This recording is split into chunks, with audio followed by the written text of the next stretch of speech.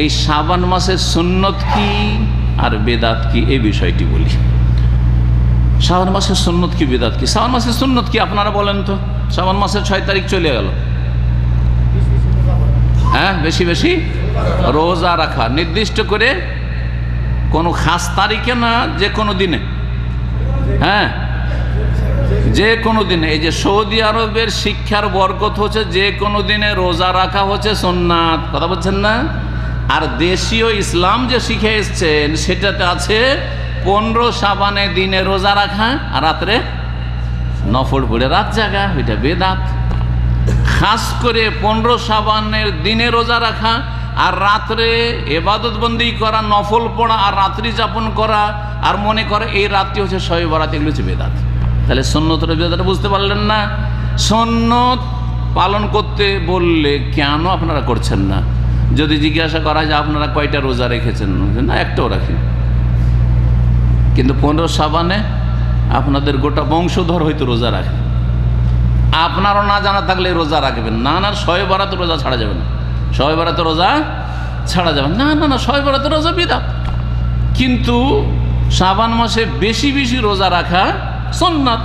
বেশি যদি নাও রাখতে পারেন তো সোমবার বৃহস্পতিবার রাখবেন, সোমবার বৃহস্পতিবার রোজা রাখার চেষ্টা করবেন, কারণ নবী করিম সাল্লাল্লাহু আলাইহি ওয়াসাল্লাম বৃহস্পতিবারে রোজা রেখেছেন। এই দিনগুলিতে আমল আল্লাহর কাছে সপ্তাহে 2 দিন পেশ করা হয়, রিপোর্ট পেশ করা হয়।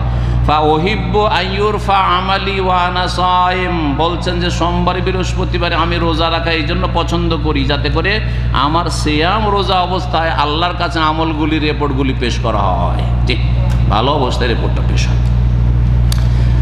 তো শাবান মাসে রোজা সম্পর্কে মা আয়েশা রাদিয়াল্লাহু তাআলা এই জন্য ওয়াকানা ইয়াসুমু শাবানা ইল্লা কালিলা, রাসূলুল্লাহ শাবানের অল্প কয়টা দিন ছাড়া বাকি সবগুলি দিন রোজা রাখতেন। প্রথম দিক থেকে বেশি বেশি রোজা রাখবেন, শেষ দিকে রমজানের সাথে আর মিলাবেন না। রমজান চলে আসছে এখন বাদ দিয়ে দেন, শেষ দিকে 10টা দিন বাদ দিয়ে দেন, অথবা আর কম বেশি একটু বাদ দিয়ে দেন, কিন্তু তার আগে পর্যন্ত আপনি বেশি বেশি রোজা রাখতে পারেন। তার মধ্যে 15 শাবানও রেখে কোনো অসুবিধা নেই, 15 শাবান খাস করে নয়, কিন্তু তার আগে পরে আরও রেখেছেন সেই দিনও রেখে নিলে কোনো দোষের কথা নয়। তাহলে সুন্নতটা আপনাদেরকে শিখিয়ে দিলাম।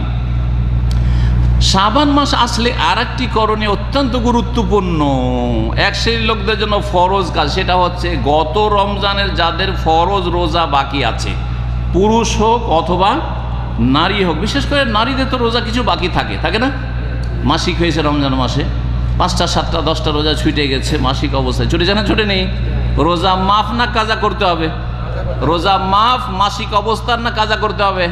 কাজা করতে হবে। নামাজ মাফ না নামাজ কাজা করতে হবে?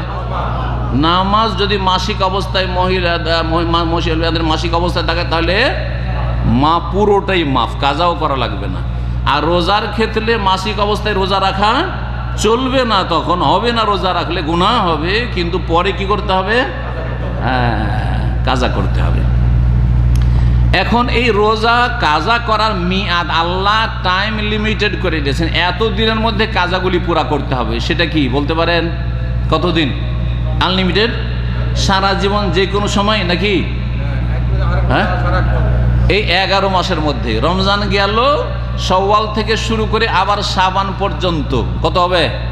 11 মাস। রমজানটা শুধু বাদ, ওই রমজান থেকে এই রমজান, রমজান শেষ হইল, শাওয়ালের শুরু থেকে নিয়ে এই শাবানের শেষ তারিখ পর্যন্ত রোজাগুলি কাজা করে নিতে, যে রোজাগুলি বকিয়া আছে কাজা করে নিতে হবে। এখন আপনার যদি কাজা থাকে, সফরে গেছিলেন বা অসুস্থ ছিলেন, অবশ্যই সেগুলি কাজা পুরা করে, না হলে গুনাহগার হয়ে থাকবেন, আপনি বাধা থাকবেন। আপনার পরিবারের, আপনার মা বোনদের, আপনার স্ত্রীর, বিশেষ করে স্ত্রীর ক্ষেত্রে আপনার দায়িত্ব যে আপনাকে সচেতন করতে হবে। হয়তো ভুলে গেছে, হয়তো গাফেল হয়ে গেছে, হয়তো ইমান দুর্বল, ও বেখেয়াল হয়ে গেছে, ছেড়ে দিয়েছে, খবরদার না। আপনি বলেন যে গত রমজানে তোমার কয়দিন মাসিক ছিল, এই কয়টা দিনের রোজাগুলি তাড়াতাড়ি কাজা করো, আর সময় নেই। যদি রমজান পার হয়ে যায়, ওই গত রমজানের রোজা এই রমজান পার হয়ে যায়, তাহলে গুনাহগার হবে যদিও কাজা করে। এই জন্য মা আয়েশা রাদিয়াল্লাহু তাআলা আনহা নবী সাল্লাল্লাহু আলাইহি ওয়াসাল্লামের খেদমতের খেয়াল রেখে রোজা রাখতেন না, কাজা রোজাগুলি এই বাকি রাখতে রাখতে রাখতে রাখতে একেবারে শেষ মাস চলে আসতো। বলছেন তিরমিজির হাদিসে রয়েছে যে মা কুনতু আখদি মা ইয়াকুনু আলাইয়া মিন রমজান, রমজান মাসে যে রোজাগুলি আমার ওপর থাকতো সেগুলি কাজা করতে পারতাম না ইল্লা ফি শাবান, শাবান মাসে এসে আমি দেখতাম আর তো টাইম নেই, তখন সেগুলি কাজা করিনি। হাত্তা তুফিয়া রাসূলুল্লাহ সাল্লাল্লাহু নবী সাল্লামের তিরোধান পর্যন্ত, ইন্তেকাল পর্যন্ত। নবী সাল্লাম ইন্তেকালের পরে আর কারো জন্য ইন্তজার করার দরকার নাই, তাই না? সুতরাং তখন তাড়াতাড়ি করে শাওয়াল মাসে কাজা করে নিতেন, বা যত তাড়াতাড়ি হয়তো কাজা রোজাগুলি পুরা করে নিতেন।